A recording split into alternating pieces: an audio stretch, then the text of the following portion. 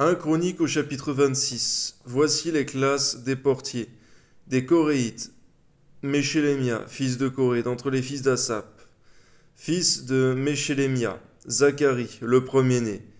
Jédiaël le second, Zébadia le troisième, Jatniel le quatrième, Élam le cinquième. Joshanan le sixième, Élogénaï le septième.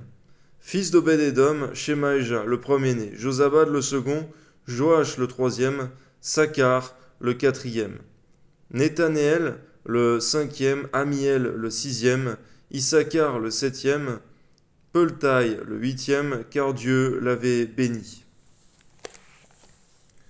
À Shemaéja, son fils, naquirent des fils qui dominèrent dans la maison de leur père, car ils étaient de vaillants hommes, fils de Shemaéja, Othni, Réphaël, Obed, Elzabad et ses frères, hommes vaillants, Elihu et Semaéja.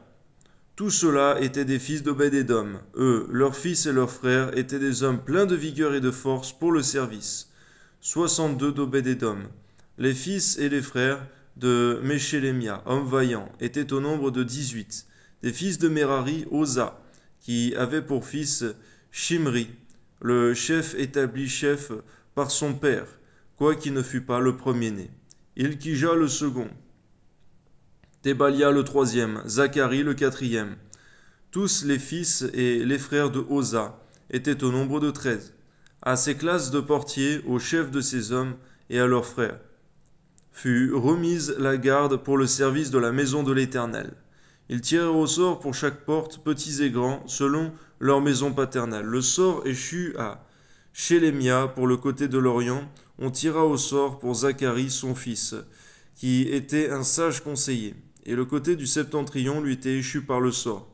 Le côté du midi échut à Obed-Édom, et la maison des magasins à ses fils. Le côté de l'Occident échut à Choupim et à Oza, avec la porte Chaléquette sur le chemin montant. Une garde était vis-à-vis de l'autre. Il y avait à l'Orient 6 Lévites, au nord 4 par jour, au midi 4 par jour, et 4 au magasin en 2 places différentes. Du côté du faubourg à l'Occident, 4 vers le chemin, 2 vers le faubourg. Ce sont là les classes des portiers, d'entre les fils des Coréites et d'entre les fils de Merari. L'un des Lévites, Achija, avait l'intendance des trésors de la maison de Dieu et des trésors des choses saintes, parmi les fils de Laïdan.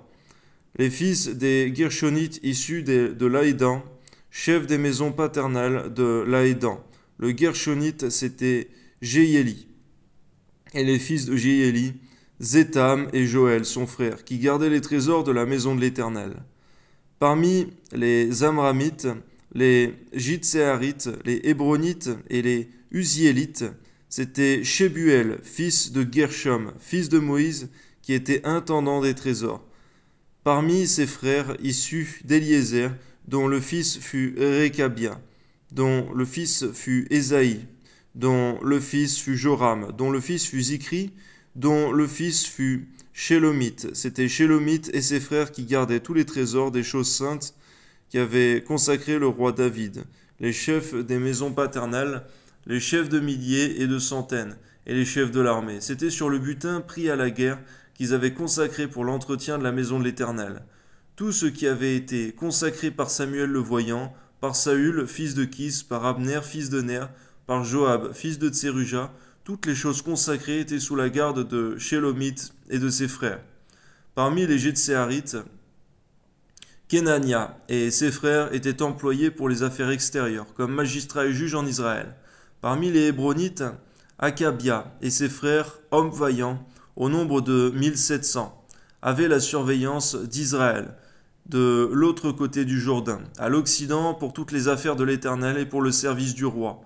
En ce qui concerne les Hébronites, dont Jérija était le chef, on fit, la 4e année du règne de David, des recherches à leur égard d'après leur généalogie et leur maison paternelle, et l'on trouva parmi eux de vaillants hommes à Jaïzer en Galaad.